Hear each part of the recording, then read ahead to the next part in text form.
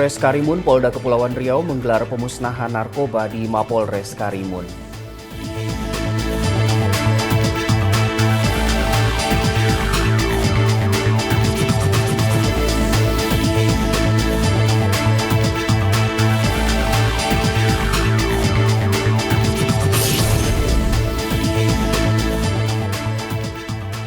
Jajaran Polres Barito Selatan menggelar pengungkapan kasus tindak pidana pencurian kendaraan bermotor.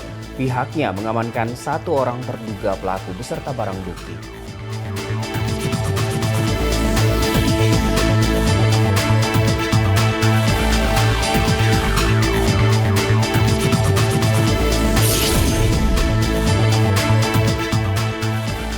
Polda Kalimantan Timur melalui Direktorat Res Narkoba menggelar pemusnahan barang bukti narkotika jenis sabu.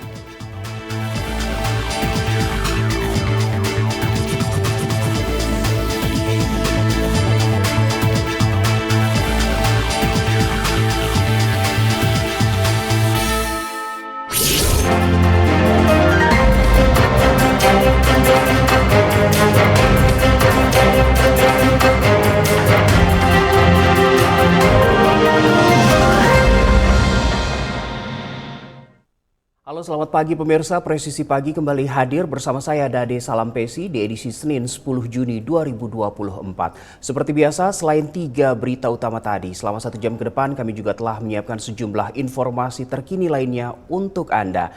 Dan langsung saja kita mulai Presisi Pagi selengkapnya.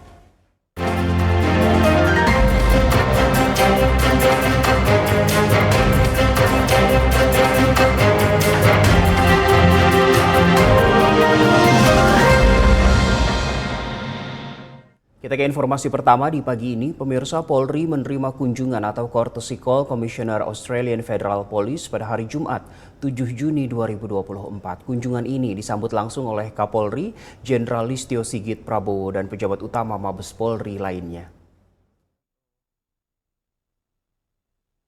Pada hari Jumat 7 Juni 2024 sekitar pukul 10 pagi waktu Indonesia Barat, Polri menerima kunjungan dari Komisioner Australian Federal Police.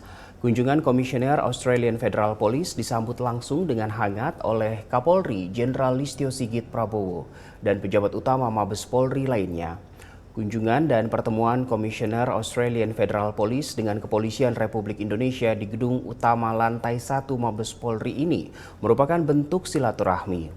Dalam pertemuan antara Komisioner Australian Federal Police dengan Kepolisian Republik Indonesia ini juga merupakan sebagai bentuk hubungan kerjasama yang terjalin.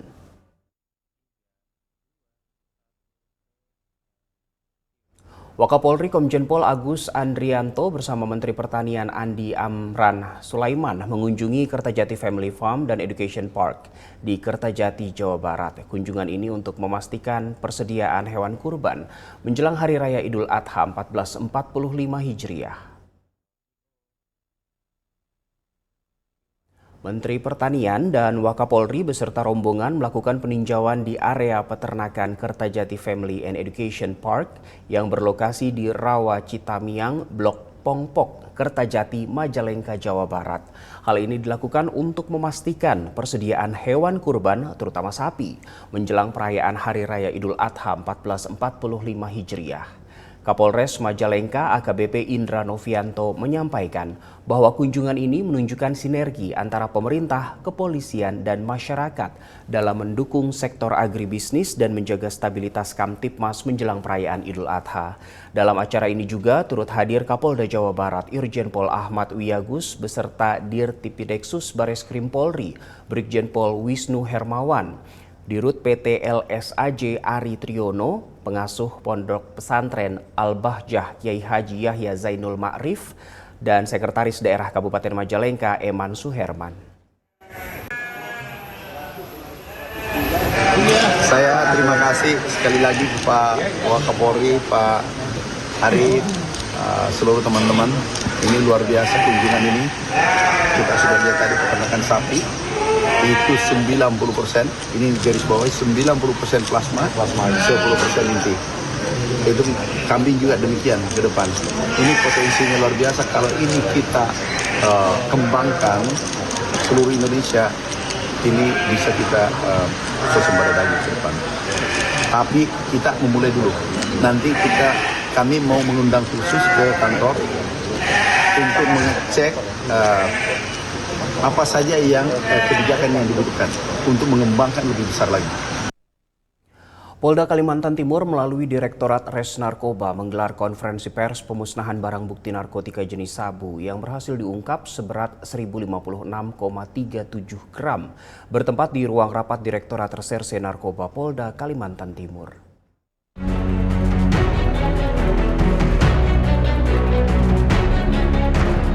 Polda Kalimantan Timur melalui Direktorat Res Narkoba menggelar konferensi pers pemusnahan barang bukti narkotika jenis sabu yang berhasil diungkap seberat 1056,37 gram bertempat di ruang rapat Direktorat Reserse Narkoba Polda Kalimantan Timur. Konferensi pers dipimpin langsung oleh Kasubit Penmas Bithumas Polda Kalimantan Timur, AKBP Inyoman Wiyana, didampingi perwakilan dari Pengadilan Negeri Balikpapan dan perwakilan dari Kejaksaan Negeri Samarinda. AKBP Inyoman Wiyana mengatakan pemusnahan sabu-sabu ini berasal dari pengungkapan 3 tersangka, yakni S dengan barang bukti narkotika jenis sabu seberat 55,37 gram dan A bersama H dengan barang bukti yang sama seberat 1001 gram. Selanjutnya barang bukti sabu dari tangan 3 tersangka tersebut dimusnahkan dengan cara bersama-sama di blender dan dilarutkan ke dalam air. Akibat perbuatannya, para tersangka dikenakan pasal 114 Undang-Undang Nomor 35 Tahun 2009 tentang narkotika. Dari Humas Polda Kalimantan Timur melaporkan untuk Polri TV. Sementara itu, Polres Karimun, Polda Kepulauan Riau juga menggelar pemusnahan narkoba di Mapolres Karimun. Pemusnahan barang bukti ini didapat dari 3 tersangka pengedar yang ditangkap di salah satu perumahan di Kecamatan Tebing, Kabupaten Karimun. Satuan Reserse Narkoba Polres Karimun menggelar konferensi pers pemusnahan barang bukti narkotika jenis sabu, pil ekstasi, dan psikotropika di Mapolres Karimun. Kegiatan pemusnahan ini dipimpin Kapolres Karimun AKBP Fadli Agus, didampingi oleh Kasat Narkoba Ibtu Alvin Dwi Wahyudi Nuntung, Kasubsi Penmas Humas Ibda Zulfikar, dan dihadiri oleh Ketua Pengadilan Negeri Tanjung Balai Karimun, Kepala Kejaksaan Negeri Karimun, serta Kepala Rutan Kelas 2B Tanjung Balai Karimun, penasehat hukum serta tokoh masyarakat Karimun. Untuk barang bukti narkotika jenis sabu yang berhasil disita oleh Satres Narkoba Polres Karimun sebanyak 1.648,2 gram sabu atau 724 pil ekstasi dan 50 pil psikotropika yang dimusnahkan oleh Satres Narkoba Polres Karimun. Pemusnahan barang bukti dilakukan dengan cara memasukkan ke dalam tempat yang berisikan air mendidih, kemudian dilarutkan. Untuk pil ekstasi dimasukkan di dalam blender, kemudian dihancurkan. Selanjutnya barang bukti tersebut dibuang ke dalam saluran pembuangan yang ada di Polres Karimun. Dari tim Humas Polres Karimun Polda Kepulauan Riau melaporkan untuk Polri TV.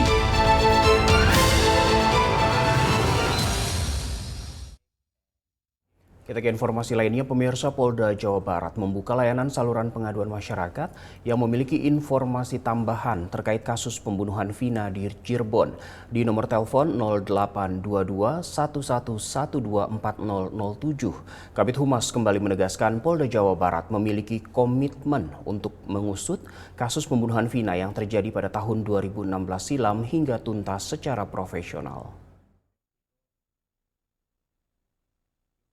Kabid Humas Polda Jawa Barat Kombes Pol Jules Abraham Abbas mengatakan informasi yang disampaikan oleh masyarakat melalui layanan saluran pengaduan tersebut harus bisa dipertanggungjawabkan dengan syarat memberikan identitas dengan benar serta informasi yang diberikan dapat dipertanggungjawabkan. Informasi yang diperoleh dari masyarakat nantinya akan dianalisa oleh penyidik sehingga bisa dipertanggungjawabkan secara hukum. Polda Jabar telah membentuk tim asistensi yang terdiri dari Itwasda, Propam, dan Direskrimum sebagai pengawas penyidik. Selain itu juga ada pihak eksternal yaitu Kompolnas dan Komnas HAM yang turut mengawasi proses penyidikan yang sedang berjalan. Terkait Polda Jawa Barat membuka nomor hotline untuk penanganan kasus Vina di Cirebon. Sebagaimana yang telah disampaikan oleh Bapak Kadif Humas Polri, Irjen Pol Sandi Nugroho. Saat ini Polda Jawa Barat sudah bekerja dengan sangat baik dalam menangani penyidikan kasus almarhumah Vina. Dalam kesempatan ini kami sampaikan mohon bantuan dan dukungan dari masyarakat apabila ada informasi tambahan berkenan menginformasikan kepada kami untuk melengkapi informasi yang ada. Kemudian kami membuka hotline informasi pada nomor 0822 1112 4007. Kami ulangi 0822 1112 4007. Kita ke informasi berikutnya, jajaran Polres Barito Selatan menggelar konferensi pers pengungkapan kasus tindak pidana pencurian kendaraan bermotor pada Jumat lalu. Jajaran Polres Barito Selatan menggelar konferensi pers pengungkapan kasus tindak pidana pencurian kendaraan bermotor pada Jumat lalu. Kapolres Barsel AKBP Asep Bangbang Saputra mengatakan, dalam kasus curanmor kali ini pihaknya mengamankan satu orang terduga pelaku berinisial S alias Jabuk, warga Kabupaten Barito Selatan. Ia menambahkan, dari hasil pengembangan oleh jajarannya di lapangan, Polres Barito Selatan berhasil mengamankan barang bukti sebanyak 2 unit sepeda motor hasil curian. Akibat perbuatannya, pelaku dikenakan pasal 363 KUH pidana dengan ancaman pidana penjara 7 tahun. Adapun kami sampaikan bahwa tersangka pencurian kendaraan bermotor ini sudah dilakukan bukan yang pertama kali. Dan mungkin yang terakhir kita ungkap ini ada 2 barang bukti yang seperti yang kita perlihatkan di depan, 2 sepeda motor. Dan juga tersangka S ini sudah melakukan tindak pidana pencurian secara berulang kali. Itu sekitar ada 9 laporan polisi yang sudah diproses, dan yang mungkin dengan sekarang itu ada 10 kejadian, tapi ini ada 2 berarti masuk ke 11 kalau untuk proses pidananya. Begitu. Sementara itu, 2 korban curanmor juga turut hadir dalam rilis ini. Mereka memberikan apresiasi kepada jajaran Polres Barsel yang bergerak cepat mengungkap kasus pencurian motor. Dari Humas Polres Barito Selatan, melaporkan untuk Polri TV. Seorang mahasiswa kedokteran, salah satu perguruan tinggi swasta di Semarang, Jawa Tengah, ditangkap Satreskrim Polrestabes Semarang karena mencuri mobil milik temannya. Peristiwa ini terjadi di area parkir Panti Wilasa RSUP Dr. Cipto. Tempat tersangka dan korban berinisial MJ sama-sama sedang menjalani koas atau program profesi mahasiswa jurusan kedokteran untuk mendapatkan gelar dokter. Kasatreskrim Polrestabes Semarang Kompol Andika Darmasena mengungkapkan, tersangka Maurito Aldo Laksono mengakui perbuatan tersebut dilakukan hanya iseng karena tersangka juga pernah menjadi korban kejadian serupa. Tersangka berniat mengembalikan mobil ke area parkir rumah sakit namun membatalkan niatnya karena takut karena di rumah sakit sudah banyak aparat kepolisian. Tersangka ditangkap di rumah kos dan mobil curian ditemukan di lokasi yang sama. Tersangka Aldo terancam hukuman maksimal 6 tahun penjara. Bahwa pelaku dengan korban, tersangka dengan korban ini ada hubungan terkait dengan pertemanan. Karena tersangka ini atas nama Maurito Aldo ya, benar.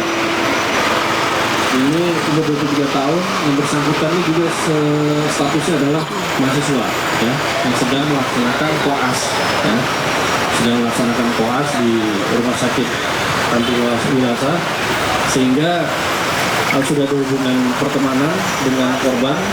Pada waktu korban melaksanakan koas di rumah sakit tersebut, untuk kunci ditaruh di loker ya, untuk kunci mobil Fortuner ditaruh di loker. Dan tersangka ini sudah mempersiapkan dengan membeli kunci Fortuner yang sudah ada tapi dalamnya diganti sama tersangka ini. Kemudian untuk kunci Fortuner ditaruh dengan loker dan tersangka ini dengan bebas mengambil mobil Fortuner dari korban. Pemirsa, tetaplah bersama kami, Presisi Pagi akan segera kembali.